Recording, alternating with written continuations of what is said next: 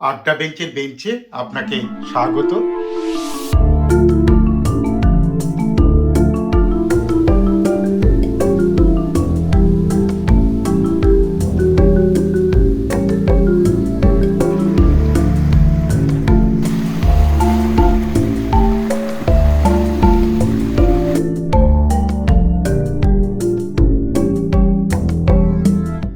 হ্যাঁ, আজ বলবো লাক্ষাদ্বীপের এক প্রধান দ্বীপ আগাত্তির কথা। গত পর্বে বলেছি কিভাবে কলকাতা থেকে গোয়া হয়ে আগাত্তির এই কোরাল বে বিচ রিসোর্টে পৌঁছেছি।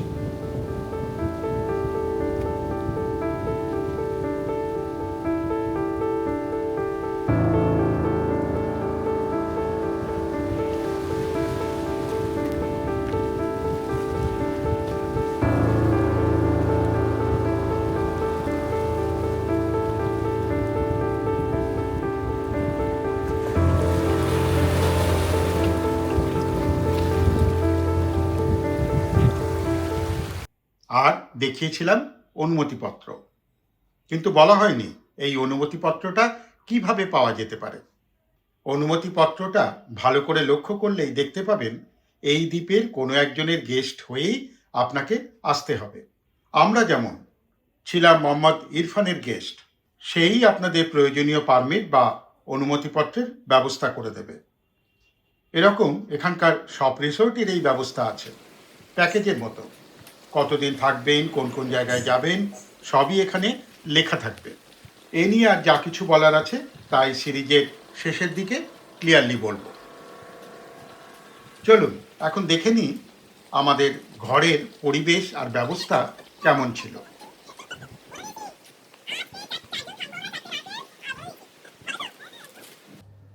দরজা দিয়ে ঢুকেই সোফা, টি টেবিল, ছোট্ট কাবার্ড আর বড়সড় বিছানা। ঘরের 3 দিকের দেওয়ালই কাঁচের। বাথরুমের সব ব্যবস্থাই যথাযথ।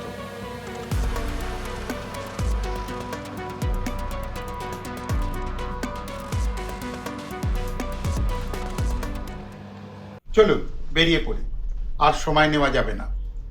পরে সুযোগ সুবিধা মতো আমাদের রিসোর্টের ভিতর আর আশপাশ ঘুরে দেখে নেব। আর হ্যাঁ, অবশ্যই শেয়ার করব। চলেছি আগাত্তির বুক চিরে চলে যাওয়া সেই রাস্তা ধরে উত্তরের দিকে। লক্ষ লক্ষ বছর ধরে কোরাল বা প্রবাল জমে জমে এই দ্বীপের সৃষ্টি। শুধু এই দ্বীপ নয়, লাক্ষাদ্বীপের সব দ্বীপই মূলত সেইভাবেই গড়ে উঠেছে। লক্ষদ্বীপের লাক্ষাদ্বীপে আসলে আপাতত আছে 36টি দ্বীপ, আর তার মধ্যে 10 থেকে 12টি দ্বীপে মানুষের বসবাস। প্রধান দ্বীপগুলি হল রাজধানী কাভারাত্তি, মিনিকয়, বাঙ্গারাম আর আমাদের এই আগাত্তি, যেগুলো জনপ্রিয়। আগাত্তির দক্ষিণ থেকে উত্তরে দৌড়ে গেলে মাত্র 8 কিলোমিটার দৈর্ঘ্য পেরোনো যাবে। আর মাঝখানে দাঁড়িয়ে দুপাশে হাত বাড়াতে বাড়াতে যখন জল ছোঁয়া যাবে, তার গড় প্রস্থ হবে মাত্র 1 কিলোমিটার। রাস্তার দুপাশে সরকারি বেসরকারি ঘরবাড়ি রয়েছে।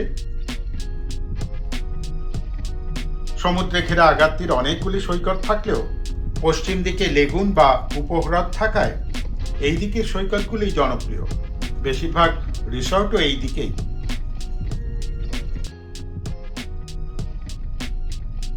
নারকেল গাছের সারির মধ্যে দিয়ে এই জার্নিটা একেবারে ইউনিক আর স্বর্গীয়। বারে বারেই মনে হচ্ছে এ পথ যেন না শেষ হয়। মূলত মালাবার উপকূলের কেরালার থেকেই মানুষ এসে এখানে বসবাস শুরু করে। আরব সাগরের বাণিজ্যেরও কিছুটা প্রভাব আছে এখানে। ধর্মাচরণে এখানে প্রায় সবাই মুসলমান।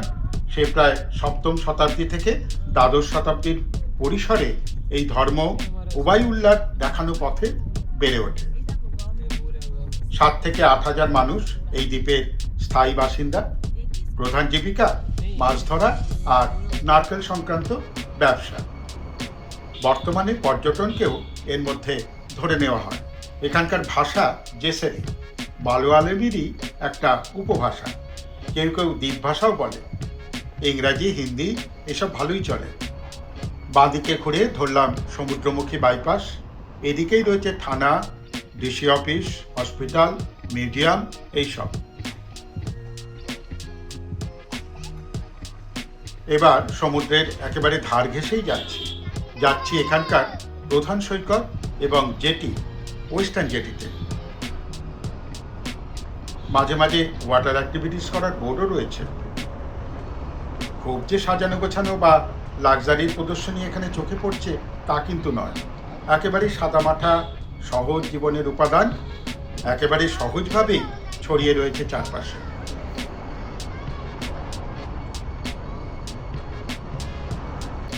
এইভাবে যেতে যেতে আগাত্তির মূল চরিত্র আমাদের মুখস্থ হয়ে গেল। যেহেতু জীবন সহজ, দোকানপাটও অত্যন্ত কম, যাতায়াতের বাহন অটো, টোটো আর বাইক। অটোর ভাড়া একেবারে নির্দিষ্ট। এভাবেই পৌঁছে গেলাম মিউজিয়ামের কাছে। এই যে সাদা বাড়িটা, দুর্ভাগ্য এখন রেনোভেট হচ্ছে, আমাদের দেখা হলো না। আর উল্টো দিকেই দেখছেন ডিসি অফিস।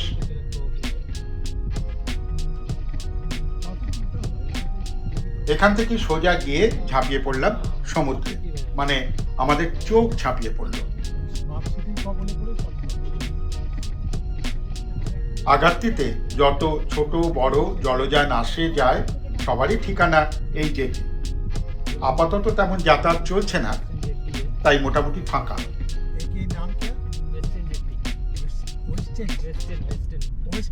মামাবাবু এখনই যাই করছে, তাকে নানান গল্প কথায় ভুলিয়ে রাখতে হচ্ছে।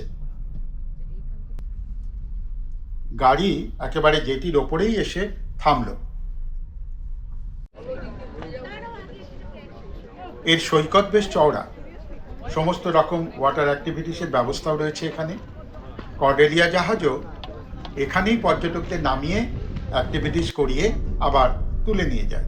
আমরা পরে সেসব করব। এখন জেটিতে শেষ বিকেলের তুমুল হাওয়া উপভোগ করতে লাগলাম। বেশ কিছুক্ষণ ওখানে কাটিয়ে চললাম পরের গন্তব্যে, দ্বীপের প্রায় শেষ প্রান্তে লেগুন দ্বীপে। দ্বীপটি যেহেতু লম্বাটে, সমুদ্রের পাশ বরাবরই চললাম নতুন একটা সৈকতের সন্ধানে। দৃশ্যের রিপিটেশন, কিন্তু কেন যেন মনে হচ্ছে প্রতি মুহূর্তেই নতুন কিছু দেখছি। সেই নারকেল গাছ, সেই সমুদ্র, সেই রাস্তা, সেই ছোট ছোট ঘরবাড়ি, তবু যেন তাদের আলাদা আলাদা নাম, আলাদা আলাদা উপস্থিতি, আলাদা বক্তব্য। এমনিতেই জায়গাটা সমুদ্র সংক্রান্ত ব্যাপার স্যাপারে জমজমা। তার উপর এই ঝকঝকে আবহাওয়া, মন চোখ একেবারে প্রশান্তিতে জুড়িয়ে যাচ্ছে। শুরু হয়ে গেছে লেগুন সৈকতের বিস্তার, বিশাল বেলাভূমি, টারকোইজ নীল সমুদ্র, নানা বিভঙ্গে নারকেল গাছের অভিবাদন, সব মিলিয়ে আগাত্তি দ্বীপের সেরা স্পট। সব রকম জলক্রীড়া এখানে করা যায়, কিছু না করেও বসে থাকা যায় ঘন্টার পর ঘন্টা। গাড়ি রাখার জন্য আমাদের আরো কিছুটা যেতে হবে, তারপর বালিতে পা ডুবিয়ে ডুবিয়ে সমুদ্রের দিকে এগিয়ে গেলাম।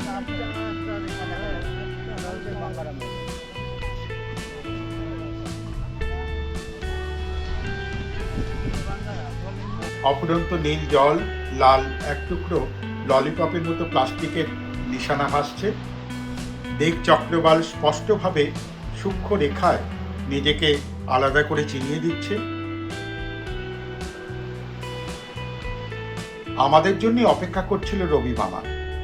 একটু একটু করে মেঘকে সামনে রেখে চতুর্দিকে ছড়িয়ে দিল তার বর্ণচ্ছটা। স্থানীয় মানুষেরা এখানেই তাদের বিকেলের অবকাশটা কাটায়, তাই অনেক ছোট বড় রেস্তোরাঁ রয়েছে এর প্রান্ত জুড়ে। কোনো রকম টিকিটের ব্যবস্থা নেই, নানাভাবে রঙিন করে সাজানোও রয়েছে।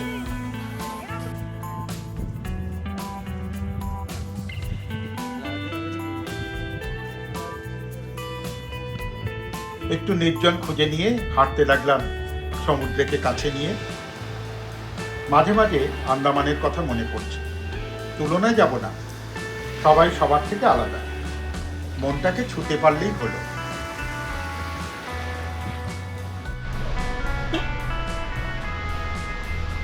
এখানেই হালকা টিফিন ছেড়ে আমরা সেই পুরনো পথই আবার ধরলাম।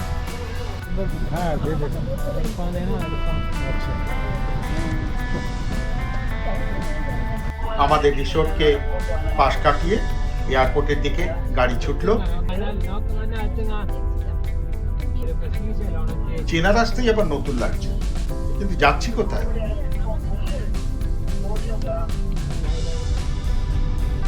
একটা জমকালো রিসোর্ট পেরিয়ে কি আশ্চর্য, আমরা আরো একটা সৈকতে এলাম। তার নাম আন্ধান বিচ।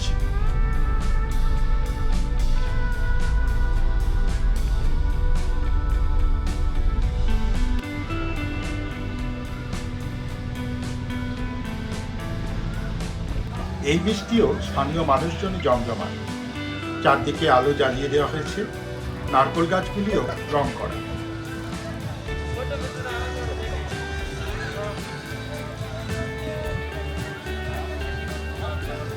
একটা রেস্তোরাঁরই এগুলি ডেকোরেশন। সব থেকে মজা লেগেছে এই দোলনাগুলো।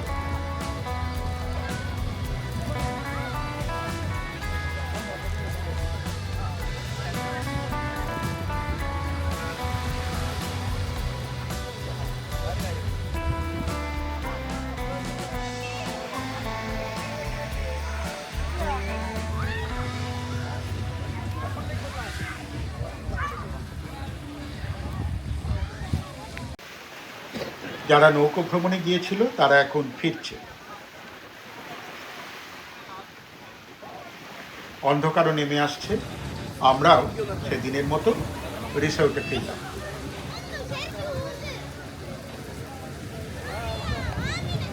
সেদিন ছিল পূর্ণিমা। নারকেল গাছের আড়ালে উঠল চাঁদ, সমুদ্র ভেসে গেল জ্যোৎস্নায়, আর মজলিস জমে উঠল তাকে সাক্ষী রেখে। আর জ্যোৎস্না রাতে সবাই আছে বনে। আজ নতুন বছরের দ্বিতীয় দিন। ঘুম ভাঙল পাখির ডাকে। তখনও চাঁদের বাড়ি ফেরা হয়নি। দায়িত্ব বুঝিয়ে তবে তো যাবে। ছুটে গেলাম পূব দিকে সমুদ্রের ধারে মনোরম সূর্যোদয়ের সাক্ষী হতে। সেই কমলা রঙের রোদ্দুর গায়ে মেখে আমিও বিন্দাস ঘুরে বেড়াচ্ছি আগাত্তির পূব দিকে, আমাদের রিসোর্টের ঠিক উল্টো দিকের সমুদ্রে। ক্রমশ আলো বাড়ল, বিস্তারিত হলো সমুদ্রের প্রতিটি জলবিন্দুতে। শুরু হয়ে গেল দৈনন্দিনের গল্প।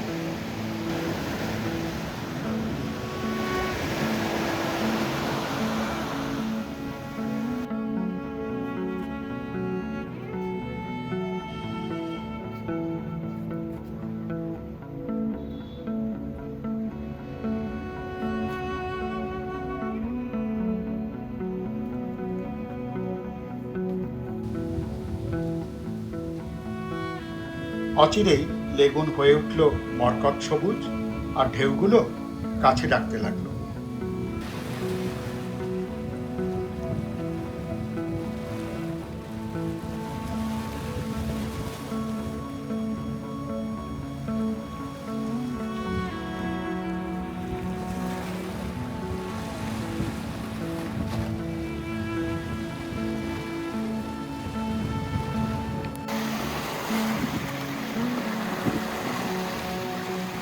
আমাদের আজকের প্রোগ্রাম স্কুবা ডাইভিং, স্নরকেলিং, আর তারপর একেবারে কাছের বন্ধুদ্বীপ কালাপিত্তি যাওয়া। সে গল্প গুছিয়ে বলবো পরের পর্বে। এখন বলি এ দ্বীপের আরো কিছু অন্য গল্প। ভেবেছিলাম হেঁটেই যাব, নিয়ে নিলাম অটো। বাজার আর লোকালয় দেখার ইচ্ছে।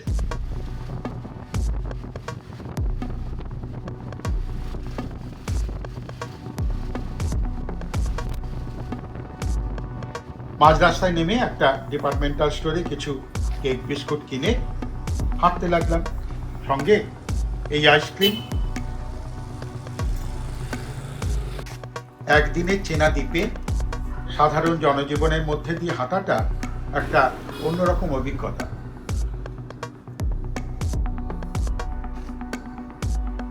ডিওয়াইএফআই আছে। এখন দুপুর, দোকানপাট বন্ধ। আর সেটা এখন ক্লোজ, যার সময় হয়তো পেতে পারি। সালামি মসজিদ। মসজিদের আকার প্রকার এমন গির্জার মতো পাবো কখনো ভাবিনি। অবশ্যই পর্তুগিজ প্রভাব। চমৎকার একটা নার্সারি স্কুল।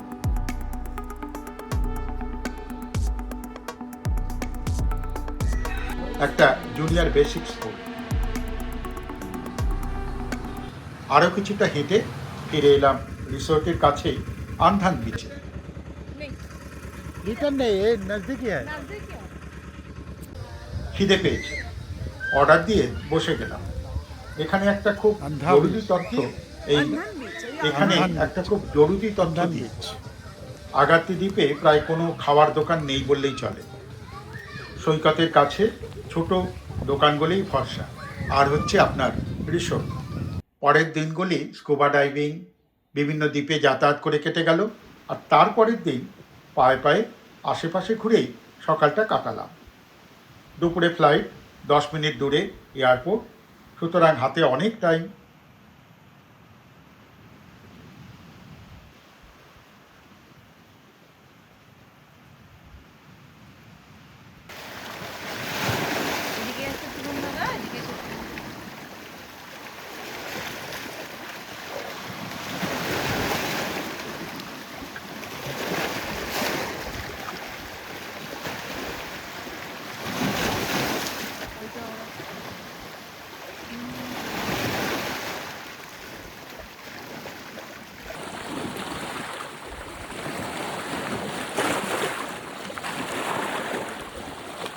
সুযোগ পেয়ে স্নানটাও সেরে নিলাম।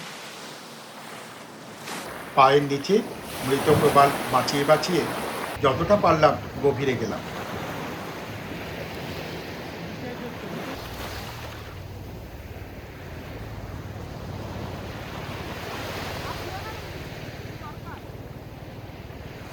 জলের দিক থেকে চারিদিক তাকিয়ে সত্যিই মনে হলো এক অপার্থিব সৌন্দর্যের মধ্যে রয়েছে।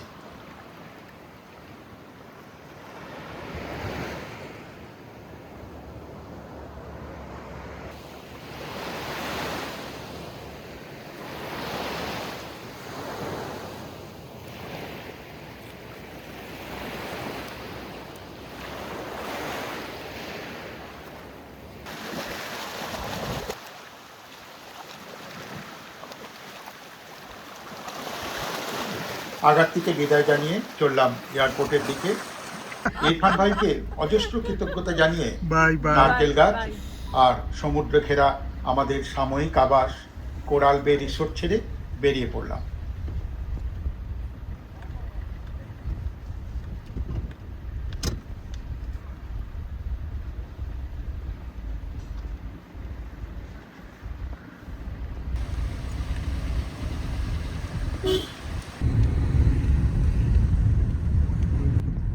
ঢুকে পড়লাম আমার সব থেকে প্রিয় এয়ারপোর্টে।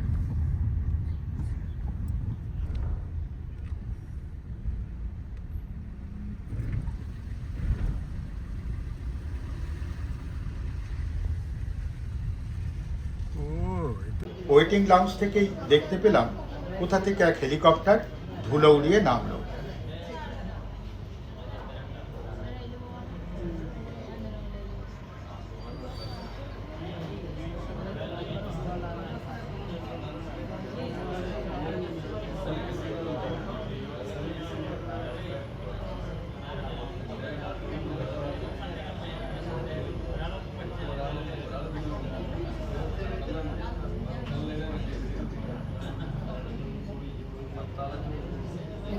তারপর আমাদের ছোট্ট পাখিটি এসে দাঁড়ালো।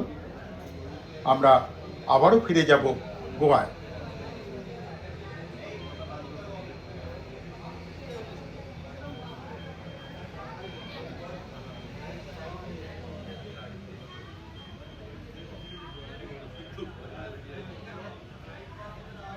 কিন্তু লাক্ষাদ্বীপের গল্প শেষ হয়নি, অনেক বাকি আছে। পরের পর্বগুলোতে সেসব নিয়ে জমিয়ে বসা যাবে। আপাতত যদি ভালো লাগে লাইক দেবেন, বেশি ভালো লাগলে শেয়ার করবেন, সাবস্ক্রাইব করে না থাকলে সেটাও করে নেবেন। ভালো থাকবেন, ঘুরতে থাকবেন। ধন্যবাদ।